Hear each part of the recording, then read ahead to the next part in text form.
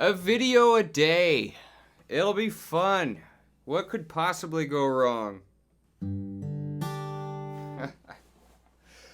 Oh. A video a day in the month of April. What have I gotten myself into?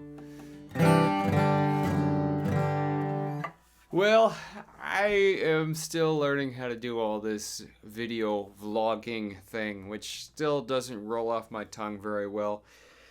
Journal entries, I guess, I don't know, it doesn't sound very manly to be entering a journal on a webcam or something, but that's why you use a Canon T3i. Yeah. Anyway, I barely got yesterday's video out. In fact, I think it came out after midnight in some time zones. I tried. I really tried. I've got a steep learning curve ahead of me here. The software that I've been setting out to use is got so much going on under the hood. I'm so new to video editing that a lot of time I just end up chucking that project and going straight to iMovie, just getting it done. So, hopefully by the end of this month I'll have figured out how to use DaVinci Resolve software, which seems to be about the best software for a no-budget musician like myself to do production. But I didn't really set out to do a vlog about how the challenge is going yet. I figure that should be later in the month. Today I wanted to tell the story about how this guitar came into my life. This is a Martin D28, or it's supposed to be. This is my baby. This is a grand lady. So the story is that in 2006, I heard this guitar played for the first time. It was being played by a gentleman in Upper Central Florida. I live down in Naples now. I lived in Indiana then. I was pulled in by the sound of it from probably about half a mile away at this historical encampment. Blown away by the sound of it, just completely knocked out. I just fell in love. It's just a big booming guitar. When it was handed to me to play it, when I walked up, I was pulled in like a moth to flame. So I was handed the guitar. It played like crap. Action was way too high. Strings were way too heavy for it. Some structural issues.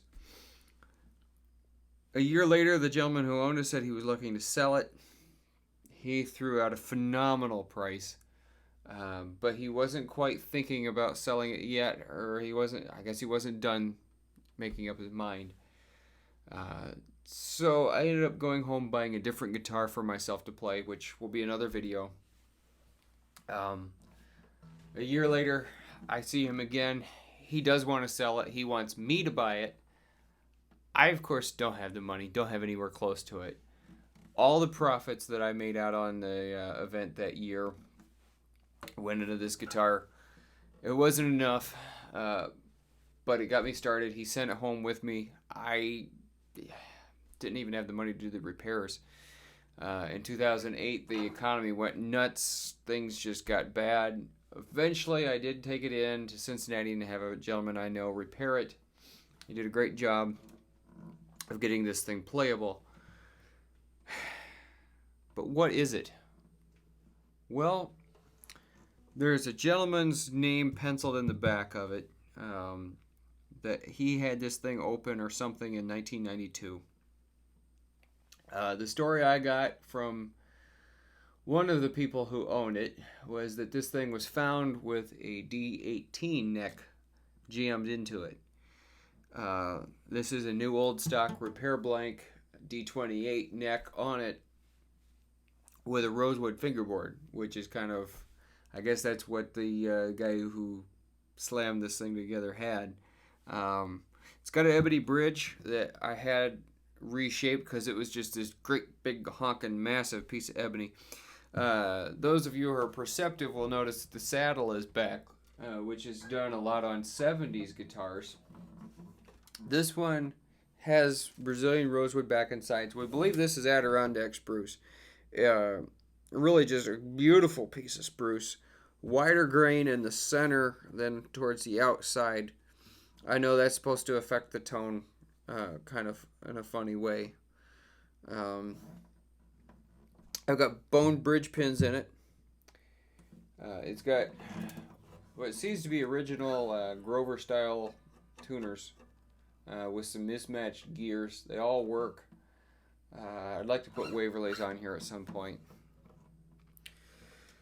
As to what year it is, the neck block is not original. I don't know if it was swapped out when they did the neck change or what.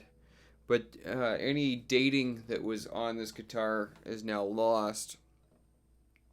I'm not sure if this is all Martin inside. The bridge plate is kind of small. Some of the bracing, I think, is at least, we can safely say, been shaved. But I don't know. There's a lot of mysteries in this guitar. I think it's got a polyurethane finish on the neck. The body feels like it's varnish. So I don't know if the finish is original to it. It's got some wonderful spider webbing checking in the top. It's been cracked twice. One of the cracks I had repaired. The other one I did myself. It's got a pickguard spline in here where I think at some point the original pickguard has been replaced and a piece of wood might have been scabbed in. I don't know. I do know that I got a guitar that is basically priceless to me. I don't think I could ever sell this guitar. It just, it speaks to me. It's got a good top end on it. It's never dull. The overtones are just killer on this thing. It's like playing a Steinway piano. That's just got this great big low end to it. The top end is bright and crisp. I couldn't buy a brand new D28 for what I bought this guitar for. Not a herringbone like this one has. And I sure couldn't get the tone this one has.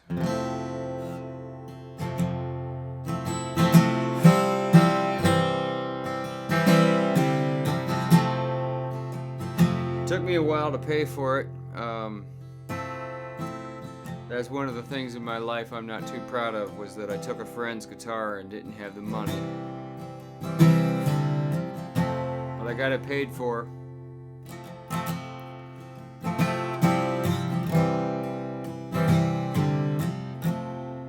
She's mine now. But yeah, it's just it's a great guitar in the studio. We recorded wood and wire. About 90% of that record was done on this guitar. Yeah,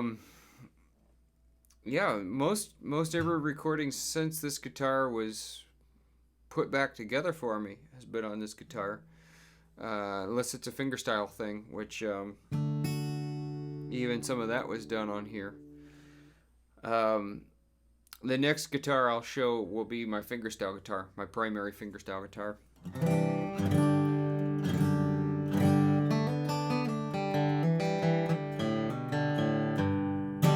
I guess I should play myself out of this video and show what this baby can do. Let's see, what's a good tune?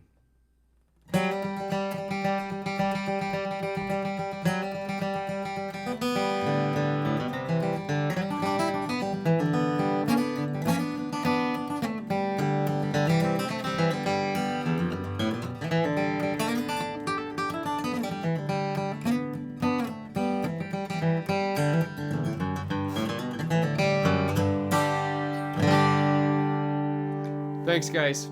I'll see you next video. Bye-bye.